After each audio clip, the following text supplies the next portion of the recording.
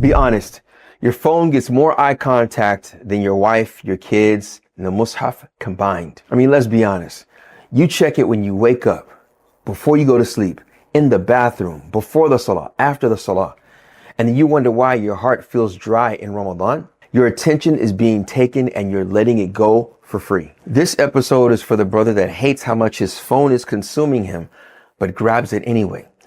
Takhliya here means minimizing the level of digital stimulation that makes his worship feel slow and heavy, because a distracted man is a man that has no straight path, further weakening his implementation of his purpose. A distracted man is easy to defeat.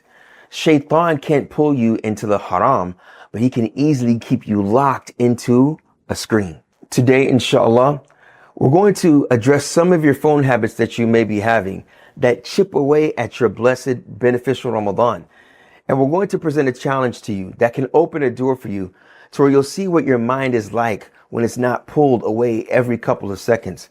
Because make no mistake, there are many brilliant minds out there that are paid millions and even billions of dollars to create algorithms that call you towards spiritual inattentiveness.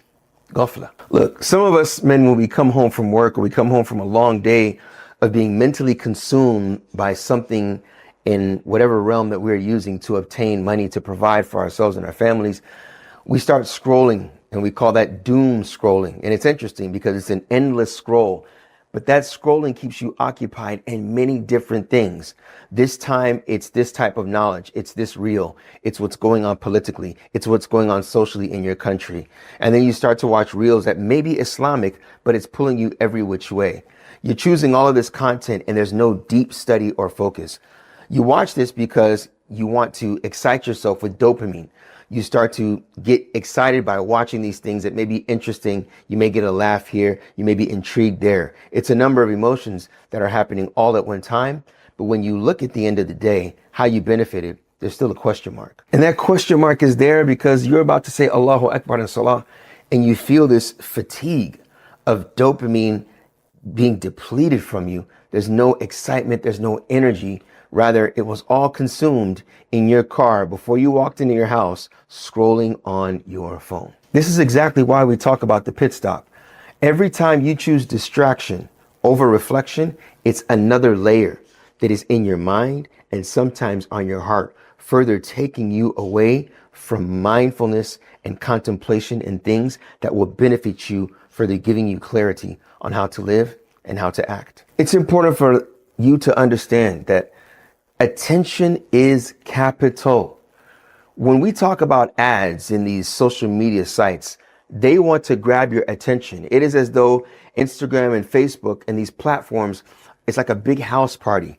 And if there's a lot of people that are over at that house party, if that one company, that one business can stand in front of all of you at one time and get your attention to further sell you something or to consume you into something to where you will be a consumer, that is where the scatter comes. That is where the distraction comes. That is where the focus that you had has been taken away. And if you look at the word distraction, it is taking you away from traction, distraction, further distributing your mind here and in different places and directions in different things to further cause your heart to be diluted with so much information. Some of it may not be haram, and some of it definitely is not beneficial to you living your goals. And that's what's beautiful in this month of Ramadan, because Ramadan reminds you that you are depriving yourself voluntarily for something much greater.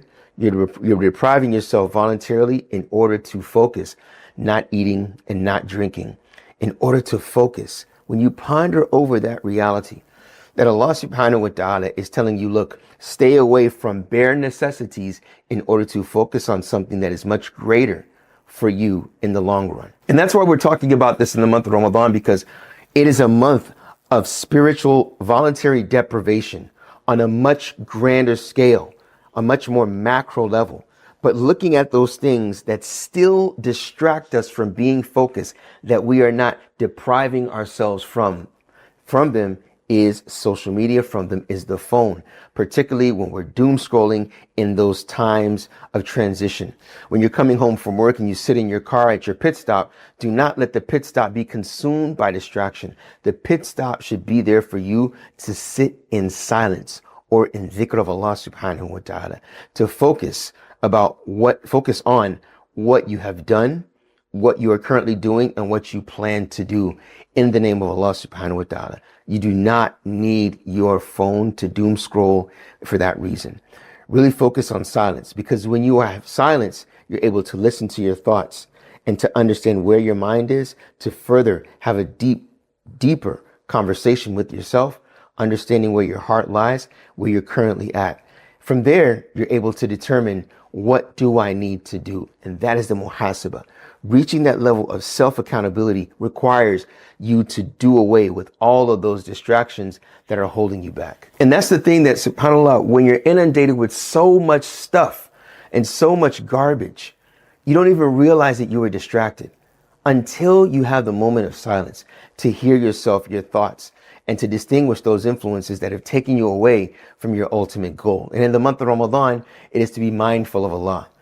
Mindful of Allah, not mindful of what's happening in this state or in this city or with this person or with this couple or with this new technology. It's totally irrelevant when it comes to you focusing on what you've done and who you are, how to become a better man that is measured by your connection with Allah subhanahu wa ta'ala. The dopamine, we always need to supply it. And that's from the shaitan, that we always want a quick fix, some temporary thrill by getting some news that ultimately won't benefit us. Instead of seeing how much of the news that I've watched and what are the numbers that have went up in this particular, whatever news it may be, or what's happening with this person, we have to ask ourselves a question. Have I read the Quran today, in the month of the Quran? How much of it have I read? Have I helped myself physically? Have I worked out at all? Have I taken a walk? Have I sat with my family? This starts, particularly with your phone, by putting it away. And if you want to take a slower approach, to take away those apps that are distracting you, such as the Instagram, the Facebook, those apps, whatever the apps are that are taking you away from focus, that are taking you away from understanding what distractions really are and looking at what is really going to help me in this beautiful month of Ramadan. So one thing you can do is to schedule the times that you use your phone. So for example, you use your phone, subhanAllah, a little after Fajr, after you pray Salat al-Fajr, before you go to work. You look on your phone, you look at the news, whatever it may be, and then you put your phone away. I'll never forget when I was talking to someone that I really admire. I was in the masjid, and I haven't seen him in a while, and he asked, he said, give me a call, give me a missed call. I said, inshallah. I called. I said, do you have your phone with you? And he looked at me dead in my eyes. He said, no. I don't bring my phone in the masjid. I don't bring my phone in the masjid. Wallahi, he said it as though it was something that should be known, and it's regularly something that he doesn't do. Mind you, this person was a professional athlete and very disciplined, a retired professional athlete that was, and I'm almost sure is still, very, very disciplined.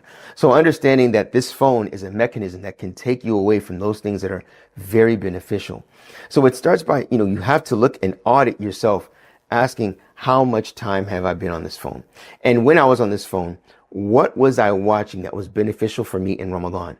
Not reels, because those are short. It's short news that really doesn't help you go into deep thought and contemplation to further lead into introspection, thinking about what's happening around you, to further audit and look at and hold yourself accountable by looking what's happening within you. And that's where Allah subhanahu wa ta'ala says in the beautiful verse, Alhaakumu takathur hatta zurtum al-maqabir, that you have been distracted by gathering things in abundance until you visit the graves. SubhanAllah. Allah subhanahu wa ta'ala even says in another verse, يَعْلَمُونَ ظَاهِرًا مِنَ الْحَيَاةِ الدُّنْيَا وَهُمْ عَنِ الْآخِرَةِ هُمْ غَافِلُونَ. They know the apparent things of this earth, of what they know, the worldly affairs, right? But when it comes to the afterlife, they are heedless. Scrolling on your phone on things that are not that beneficial, or you're watching Islamic content, but you're not really obtaining knowledge. You're just getting information to further share with somebody else. The next day you will forget about what you've sent. That's not beneficial knowledge when it comes to your implementation of something. You need time to have deep thought, deep work, deep connections. And scrolling on your phone for an hour on end, 30 minutes on end, can take that away from you. That 30 minutes could have been to read the Quran for 30 minutes. If you're proficient at reading Arabic, that could have been a juz. A juz every single day in the month of Ramadan is the whole Quran. Do you see where I'm going with this? Auditing your time on the phone. The best situation is to put it away in a room to where you will not have any interaction with it. And this is how you will reach the level of sitting in silence and maintaining that discipline and fighting yourself for the betterment of the self in the month of purification of the self in the month of Ramadan. May Allah subhanahu wa ta'ala make you blessed and allow this month to be a month of purification by deprivation of those things that are not that beneficial for you, looking at what is most important and sticking to that, because we know that that is what will make us better men, fathers, leaders, inshallah. Assalamu alaikum wa rahmatullahi wa barakatuh. If you're enjoying our content and want to see more, don't forget to hit that subscribe button and like this video. Your support helps us grow and reach more people. Also, if you'd like to help us produce even more frequent and high-quality content, consider contributing to us on Patreon. Every little bit helps, and it means the world to us. So, share with your friends, and let's keep this journey going together. Thanks for all your support.